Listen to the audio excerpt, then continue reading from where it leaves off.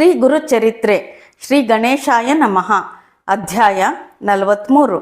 ಸಾಯಂ ದೇವನು ಶ್ರೀ ಗುರುಗಳನ್ನು ಅನಂತ ವ್ರತ ಮಹಿಮೆಯನ್ನು ತಿಳಿಸಿರೆಂದು ಕೇಳಲು ಶ್ರೀ ಗುರುಗಳು ಅನಂತ ವ್ರತ ಹಾಗೂ ವ್ರತ ಮಹಿಮೆಯನ್ನು ವಿವರಿಸಿದರು. ಹಿಂದೆ ಪಾಂಡವರ ವನವಾಸ ಕಾಲದಲ್ಲಿ ಭಗವಾನ್ ಶ್ರೀಕೃಷ್ಣನು ಪಾಂಡವರ ಕಷ್ಟ ಪರಿಹಾರಾರ್ಥವಾಗಿ ಈ ಅನಂತ ವ್ರತವನ್ನು ಸೂಚಿಸಿದನು. ಶ್ರೀಕೃಷ್ಣನು ಯುಧಿಷ್ಠಿರನನ್ನು ಕುರಿತು, ಧರ್ಮರಾಯನೇ, ಭಾದ್ರಪದ ಶುಕ್ಲ ಚತುರ್ದಶಿಯ ದಿನದಂದು ನನ್ನನ್ನು ಅನಂತನೆಂದು ಪೂಜೆ ಮಾಡು. ದ್ವಾದಶಾದಿತ್ಯರು, ಸೂರ್ಯ ಚಂದ್ರರೇ ಅಲ್ಲದೆ ತ್ರಿಮೂರ್ತಿಗಳೂ ಸೇರಿದಂತೆ ಅಣುವಿನಲ್ಲಿಯೂ ನಾನೇ ವ್ಯಾಪಿಸಿದ್ದೇನೆ. ಹೀಗೆ ಅನಂತರೂಪಿಯಾದ ನನ್ನನ್ನು ಈ ಹಿಂದೆ ಎಷ್ಟೋ ಜನರು ಪೂಜಿಸಿ ಕಷ್ಟದಿಂದ ಮುಕ್ತರಾಗಿದ್ದಾರೆ. ಕೃತಯುಗದಲ್ಲಿ ಭೃಗು ಮುನಿಗಳ ಮಗಳಾದ ದೀಕ್ಷಾ ಎಂಬಾಕೆಯು ಸುಮಂತನೆಂಬ ಹೆಸರಿನ ಬ್ರಾಹ್ಮಣನನ್ನು ವಿವಾಹವಾಗಿದ್ದಳು. ಆ ದಂಪತಿಗಳಿಗೆ ಸುಶೀಲ ಎಂಬ ಹೆಸರಿನ ಹೆಣ್ಣು ಶಿಶುವಿನ ಜನನವಾಯಿತು. ಸ್ವಲ್ಪ ಕಾಲದ ನಂತರ ದೀಕ್ಷಾ ಮೃತಳಾದಳು. ಸುಶೀಲ ತಬ್ಬಲಿಯಾದಳು. ಅವಳನ್ನು ನೋಡಿಕೊಳ್ಳುವುದು ತನ್ನಿಂದ ದುಸ್ಸಾಧ್ಯವೆಂದು ತಿಳಿದು ಸುಮಂತನು ಕರ್ಕಶ ಎಂಬಾಕೆಯನ್ನು ವಿವಾಹವಾದನು.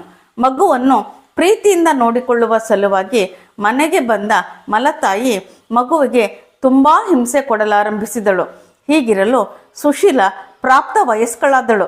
ಆಗ ಸುಮಂತನು ಕೌಂಡಿನ್ಯನೆಂಬ ಬ್ರಾಹ್ಮಣನಿಗೆ ಆಕೆಯನ್ನು ಇತ್ತು ವಿವಾಹ ಮಾಡಿ ಕೆಲ ಕಾಲದವರೆಗೆ ಮಗಳು ಅಳಿಯನನ್ನು ತನ್ನ ಸ್ವಗೃಹದಲ್ಲೇ ಇರಿಸಿಕೊಂಡು, ಮೊದಲೇ ಮಲಮಗಳಿಗೆ ತೊಂದರೆ ನೀಡುತ್ತಿದ್ದ ಕರ್ಕಶಾಳ ತೊಂದರೆ ಮತ್ತಷ್ಟು ಹೆಚ್ಚಾಯಿತು. ಈ ಗೃಹ ಕಲಹದಿಂದ ಬೇಸತ್ತ ಕೌಂಡಿನ್ಯ ತಾವು ಬೇರೊಂದು ಆಶ್ರಮವನ್ನು ನಿರ್ಮಿಸಿಕೊಂಡು ಹೋಗುವುದಾಗಿ ಹೇಳಿದಾಗ ಸುಮಂತನು ಭಾದ್ರಪದ ಶುದ್ಧ ತ್ರಯೋದಶಿಯವರೆಗೂ ಇದ್ದು ನಂತರ ನೀವು ಹೊರಡಬಹುದು ಎಂದು ಹೇಳಿದಾಗ ಕೌಂಡಿನ್ಯನು ಒಪ್ಪಿದನು. ಅಂದು ಭಾದ್ರಪದ ಶುದ್ಧ ತ್ರಯೋದಶಿ. ಗೃಹಕ್ಕೆ ಹೊರಟ ಮಗಳಿಗೆ ಬೇಕಾದ ಸಾಮಗ್ರಿಗಳನ್ನು ಸಿದ್ಧಪಡಿಸುವಂತೆ ಸುಮಂತನು ಪತ್ನಿಗೆ ಹೇಳಿದನು. ಆಕೆ ಧಾನ್ಯವನ್ನೆಲ್ಲ ಸಂಗ್ರಹಿಸಿ ಕೋಣೆಯಲ್ಲಿ ಭದ್ರಪಡಿಸಿಟ್ಟಳು. ಮಗಳು ಹೊರಟು ನಿಂತಾಗ ಗೋಧಿಯ ತೌಡನ್ನು ಉಡಿ ತುಂಬಿ ಅವಳನ್ನು ಬೀಳ್ಕೊಟ್ಟಳು. ಆ ದಂಪತಿಗಳು ಮಧ್ಯಾಹ್ನದ ಹೊತ್ತಿಗೆ ನದಿ ತೀರವೊಂದನ್ನು ತಲುಪಿದರು. ಕೌಂಡಿನ್ಯನು ಸ್ನಾನಾಹಿಕಗಳಿಗೆ ನದಿಯ ಕಡೆ ಹೊರಟನು.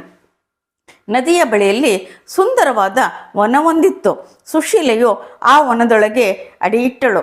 ಅಲ್ಲಿ ಕೆಲವು ಮುತ್ತೈದೆಯರು ಯಾವುದೋ ವ್ರತವನ್ನು ಆಚರಿಸುತ್ತಿದ್ದರು. ಸುಶೀಲೆಯು ಅದ್ಯಾವ ವ್ರತವೆಂದು ಕುತೂಹಲ ತಡೆಯದೆ ಕೇಳಿದಳು. ಆಗ ಅವರು, ತಾಯಿ, ನಾವು ಮಾಡುತ್ತಿರುವುದು ಅನಂತ ವ್ರತ. ಈ ವ್ರತದ ಆಚರಣೆಯಿಂದ ಸಕಲ ಸೌಭಾಗ್ಯಗಳು ಪ್ರಾಪ್ತವಾಗುವುದು ಎಂದು ಹೇಳಿ ಆಕೆಯ ಕೈಯಿಂದಲೂ ವ್ರತ ಪೂಜೆಯನ್ನು ವಿಧಿಪೂರ್ವಕವಾಗಿ ಮಾಡಿಸಿದರು. ನಂತರ ಸ್ನಾನಾದಿಗಳನ್ನು ಮುಗಿಸಿ ಬಂದ ಕೌಂಡಿನ್ಯನೊಂದಿಗೆ ಸುಶೀಲೆ ಮತ್ತೆ ಪ್ರಯಾಣ ಬೆಳೆಸಿದಳು. ಪತಿಯೊಂದಿಗೆ ಸ್ವಲ್ಪ ದಾರಿ ಸವೆಸುವಷ್ಟರಲ್ಲಿಯೇ ಜನರ ಮೆರವಣಿಗೆಯೊಂದು ಅವರಿಗೆದುರಾಗಿ ಬಂದಿತು. ಜನರು ಕೌಂಡಿನ್ಯನನ್ನು ಕುರಿತು, ಹೇ ತಪಸ್ವಿ, ನೀವು ಇಂದಿನಿಂದ ನಮ್ಮ ಪ್ರಭು. ಅದೋ ಅಲ್ಲಿ ನೋಡಿ, ಅದೇ ನಮ್ಮ ರಾಜಧಾನಿ. ನೀವೇ ಇನ್ನು ಮುಂದೆ ನಮ್ಮ ದೊರೆಯ ಸ್ಥಾನದಲ್ಲಿ ನಿಂತು ಪ್ರಜೆಗಳನ್ನು ರಕ್ಷಿಸಬೇಕು ಎಂದು ಪ್ರಾರ್ಥಿಸಿದರು. ಇದು ಅನಂತ ವ್ರತ ಫಲವಾಗಿತ್ತು. ಜನರ ಪ್ರಾರ್ಥನೆಯನ್ನು ಮನ್ನಿಸಿ ಕೌಂಡಿನ್ಯನು ಆ ರಾಜ್ಯಕ್ಕೆ ಒಡೆಯನಾದ.